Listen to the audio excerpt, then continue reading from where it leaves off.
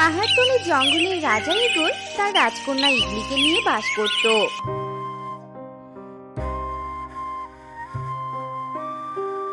রাজকন্যা ইগলি ছিল মৃৎশিল্পে পারদর্শী। মা ইগলি, তোকে আমি অস্ত্রোপচারে পারদর্শী করতে চাই রে মা। তুই কাল সকালে তৈরি হয়ে থাকিস কেমন?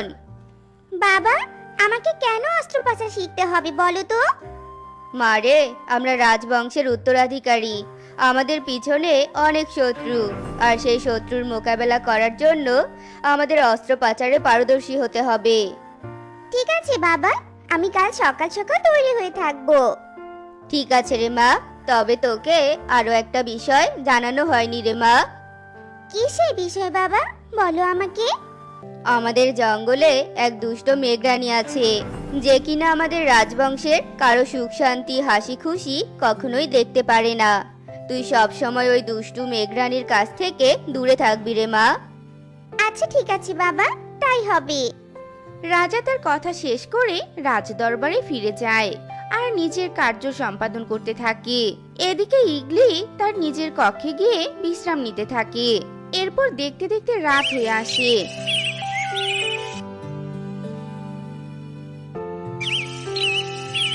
এরপর সকাল হয়ে যায় আর রাজার কথা মতো ইগলি ঘুম থেকে উঠে অস্ত্রোপচার শেখার জন্য অস্ত্র নিয়ে তৈরি হয়ে পড়ে।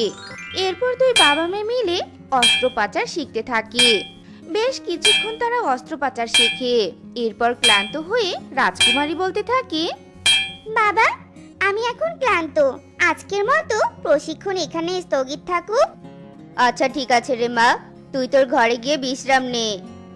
বাবার কথা মতো রাজকুমারী নিজের ঘরে গিয়ে বিশ্রাম নিতে থাকে। এরপর দেখতে দেখতে বিকেল হয়ে আসে। ইগলি বিছানা ছেড়ে উঠে রাজপ্রাসাদের বাগানে যায়।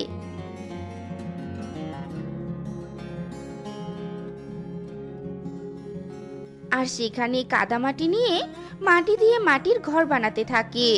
এরপর ঘর বানানো শেষ করে। তারপর রাজকুমারী মনে মনে ভাবে, এই ঘরগুলোতে যদি আমি রং করে দেই, তাহলে এটা যে মাটির ঘর সেটা কেউ বুঝতেই পারবে না, আর দেখতে অনেক আকর্ষণীয় হয়ে উঠবে। যাই, আমি বরং প্রাসাদ থেকে রং নিয়ে আসি। এরপর রাজকুমারী রং আনতে প্রাসাদে যায়। আর এদিকে আকাশে থাকা দুষ্ট মেঘরানী উপর থেকে রাজকুমারীর মাটির ঘর বানানো দেখতে পায়। এরপর সে একা একাই বলতে থাকে, আরে বাহ, রাজকুমারী তো অনেক সুন্দর মাটির ঘর বানিয়েছে দেখছি। তার মানে তো সে এখন অনেক খুশি। কিন্তু আমি থাকতে তো তারা এত খুশি হতে পারে না, তাদের যে দুঃখী হতেই হবে। দুষ্ট মেঘরানী অট্টহাসিতে ভেঙে পড়ে। এরপর মেঘরানী তার বৃষ্টি দিয়ে রাজকুমারীর মাটির ঘরগুলো সব নষ্ট করে দেয়। এদিকে ততক্ষণে রাজকুমারীও রং নিয়ে চলে আসে। এ কি, আশেপাশে তো কোথাও বৃষ্টি দেখতে পাচ্ছি না আমি। তাহলে আমার এই ঘরগুলোর উপর শুধু বৃষ্টি কোথা থেকে এলো? তাহলে কি এসব বাবার বলে সেই দুষ্ট মেঘের কারবার? কেন এমন হলো? রাজকুমারী একা একাই চিৎকার করে কাঁদতে থাকে। আর রাজকুমারীর কান্নার আওয়াজ শুনে মেঘরানী হাসতে থাকে। তোরা কখনোই সুখে থাকতে পারবি না, তোদের ক্ষতি করাই যে আমার কাজ। এই বলে মেঘরানী সেখান থেকে চলে যায়। আর রাজকুমারী কাঁদতে কাঁদতে নিজের কক্ষে ফিরে যায়। এরপর রাত হয়।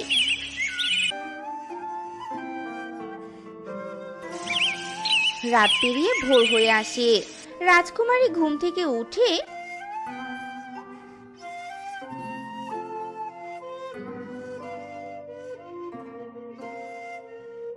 আবারও মাটি দিয়ে মাটির ঘর বানাতে থাকে। ঘর বানিয়ে রাজকুমারীর সাথে সাথে রং করতে যায়। আর তখনই দুষ্ট মেঘ আবারও বৃষ্টি দিয়ে রাজকুমারীর মাটির ঘরগুলো নষ্ট করে দেয়। মেঘরানী, তুমি কেন বারে বারে আমার মাটির ঘরগুলো নষ্ট করে দিচ্ছ? আমি তোমার কি ক্ষতি করেছি? তোদের সুখ আমার সহ্য হয় না, তাই আমি তোদের ক্ষতি করি। দুষ্টু মেঘরানী হাসতে হাসতে সেখান থেকে চলে যায়। আর রাজকুমারী তার ভাঙা মাটির ঘরের পাশে বসে কাঁদতে থাকে। এমন সময় একটা প্রজাপতি উড়ে এসে কাদামাটির মধ্যে আটকে যায়। আহ, আমি আটকে গিয়েছি, আমাকে কেউ সাহায্য করো, নয়তো আমি এখানে দম বন্ধ হয়েছে মারা যাব। আমাকে কেউ সাহায্য করো। রাজকুমারী প্রজাপতির আর্তনাদ শুনে প্রজাপতির কাছে এগিয়ে আসে আর কাদামাটি থেকে প্রজাপতিকে তুলে তাকে শুকনো জায়গায় রাখে। আর অমনি প্রজাপতি একটা পরীর রূপ নেয়। তা দেখে রাজকুমারী ভীষণ অবাক হয়ে যায়। এ কি, তুমি প্রজাপতি থেকে পরি হলে কি করে? কারণ আমি কোনো প্রজাপতি নই, আমি হলাম পরী। প্রজাপতির রূপ নিয়ে আমি ফুলে ফুলে মধু খেয়ে বেড়াচ্ছিলাম, কিন্তু হঠাৎ কাদায় আটকে গিয়েছিলাম। এবার বুঝতে পেরেছি, তুমি কি এখন তাহলে পরিলোকে ফিরে যাবে? আমি এখন যাব না, আমি পৃথিবীতে কিছু সময় বিচরণ করব। আর তুমি আমার প্রাণ বাঁচিয়েছো, এর জন্য তোমাকে অনেক ধন্যবাদ। আর যে আমার প্রাণ বাঁচায় আমি তাকে আমার বন্ধু বানিয়ে নেই, তাই আজ থেকে তুমি আমার বন্ধু। একটা পরীকে আমার বন্ধু হিসেবে পেয়ে আমি খুব খুশি। কিন্তু তোমার মনটা এমন খারাপ খারাপ কেন লাগছে? আমি অনেক শখ করে রং করা মাটির ঘর বানিয়েছিলাম, কিন্তু একটা দুষ্টু মেঘরানি এসে বারবার আমার ঘরগুলো ভেঙে দিয়ে যাচ্ছে। এতে করে বারবার আমার মনটাও ভেঙে যাচ্ছে। আমার খুব কষ্ট হচ্ছে জানো। তুমি আর কষ্ট পেও না রাজকুমারী, তুমি আবার তোমার মাটির ঘর বানাও। এরপর আমার দেওয়া বিশেষ একটা রং দিয়ে তুমি তোমার মাটির ঘর রং করো।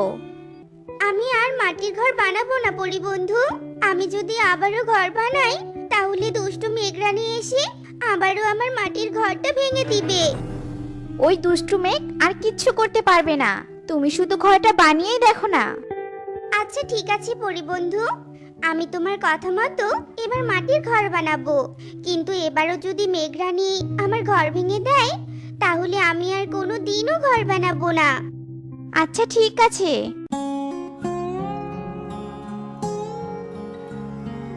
এরপর রাজকুমারী আবারও মাটি দিয়ে ঘর বানায় আর পরী তার জাদু দিয়ে বিশেষ একটা রং প্রকট করে। এরপর সেই রং রাজকুমারীকে দেয় আর রাজকুমারী তার মাটির ঘরগুলোতে পরীর দেয়া বিশেষ রং দিতে থাকে। বাহ, রংগুলো তো অনেক সুন্দর, আর রং করা মাটির ঘরগুলো তো আরো সুন্দর।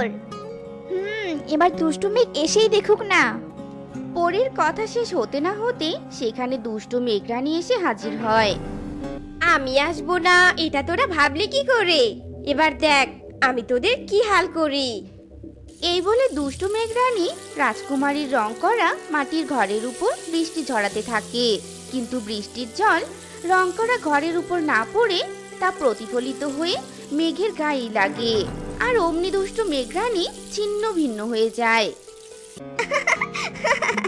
ভালোই হয়েছে, মেঘরানি উচিত শিক্ষা পেয়েছে।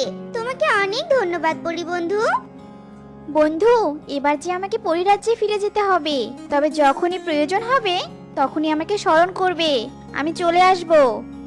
পরী রাজকুমারীকে বিদায় জানিয়ে পরিরাজ্যে ফিরে যায় আর রাজকুমারী রং করা মাটির ঘর নিয়ে খেলতে থাকে। তো বন্ধুরা, আজকের এই গল্পটি তোমাদের কাছে কেমন লেগেছে তা কমেন্টে জানাতে ভুলো না কিন্তু।